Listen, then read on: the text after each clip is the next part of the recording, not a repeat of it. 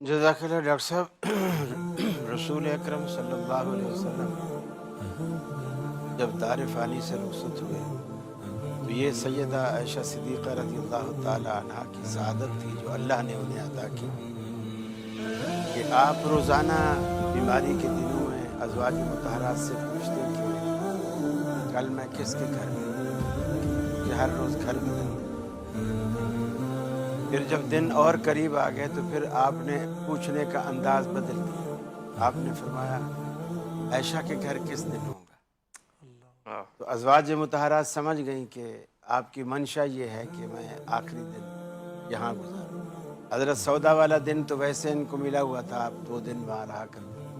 बाकी अज़वाज ने भी अपना हक़ जो है वो हज़रत आयशा को दे दिया, सिर्फ़ रसूलुल्लाह सल्लल्लाहु अलैहि वसल्लम की पसंदीदगी की वजह से।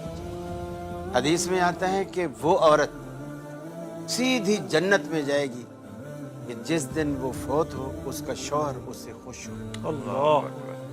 रसूल अकरम सल्लल्लाहु अलैहि वसल्लम जैसा शौहर हो और उसकी खुशी इससे ज़्यादा और क्या होगी कि वो चाह रहा है मैं दुनिया से जाऊं तो आयशा सिद्दीक़ा के घर से जाऊं। तो ये उनके जन्नती होने की ये भी एक दलील है। फिर हज़रत आयशा सिद्दीक़ा रज़ियल्लाहु ताला अन्हा फरमाती हैं कि बिल्कुल आखिरी दिन था, आप लेटे हुए थे, बुखार इतना था और बराबर में ठंडे पानी का एक तश्त रखा हुआ था, क्योंकि रसूलुल्लाह सल्लल्लाहु अलैहि वसल्लम ने फरमाया मुझे जैसे तुमको बुखार आता है ना, मुझे उससे दुगना बुखार आता है। अगर हमारा लास्ट टेम्परेचर 105 है तो वो 205 210।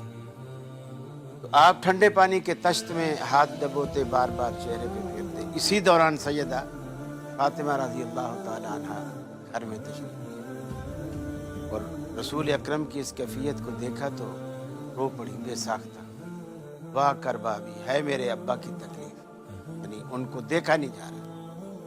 नबी करीम सल्लल्लाहु अलैहि वसल्लम ने ये अल्फाज सुने तो आपने फरमाया ला करब बादल यौम, ऐ बेटी बस आज तेरे अब्बा की तकलीफ का आखिरी दिन, आज के बाद कोई तकलीफ। सैयदा फातिमा तो ज़हरा रज़ियल्लाहु ताला अन्हा रोने लगी, अफसोसदा सी हो गई। आपने फिर बुलाया सैयदा फातिमा तो ज़हरा के, और हज़रत आयशा देख रही है। सैयदा फातिमा तो ज़हरा रज़ियल्लाहु ताला अन्हा के कान में कुछ आपने फरमाया। हज़रत आयशा फातिमा तो ज़हरा मुस्करा पड़ी।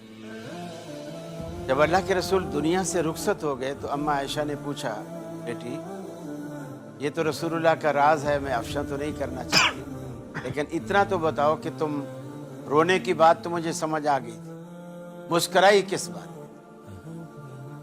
तो फातिमा तो ज़हरा रज़ियल्लाहु ताला अन्हा ने फरमाया कि अल्लाह के रसूल ने मेरे कान में करीब करके मुझे बुलाया, फातिमा परेशान न हो, जन्नत में इंशाअल्लाह सबसे पहले तेरी मुझसे मुलाकात है, तू मुझसे पहले मिलेगी। और यही हुआ, आपके तकरीबन 6 महीने के बाद ये फातिमा ज़हरा भी रुखसत हो गई। उस वक्त जो आखिरी दिन आपने गुजारा सैयद आयशा सिद्दीक़ा रज़ियल्लाहु ताला अन्हा की गोद में गुजारा, आपने थामा हुआ था और अल्लाहुम्मा रफ़ीक़ल आला के ये अल्फाज बार बार दोहरा रहे थे, नज़रें आसमान की तरफ जाती थी।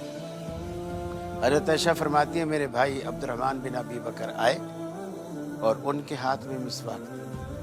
अल्लाह के रसूल की तकलीफ़ इस हद तक बढ़ चुकी थी कि आप ज़ुबान से अल्फाज अदा नहीं कर पा रहे थे। आपने थोड़ा ललचाई नज़रों से जैसे उसकी मिसवाक की तरफ देखा तो हज़रत आयशा फरमाती है मैंने पूछा अल्लाह के रसूल क्या आपको मिसवाक चाहिए।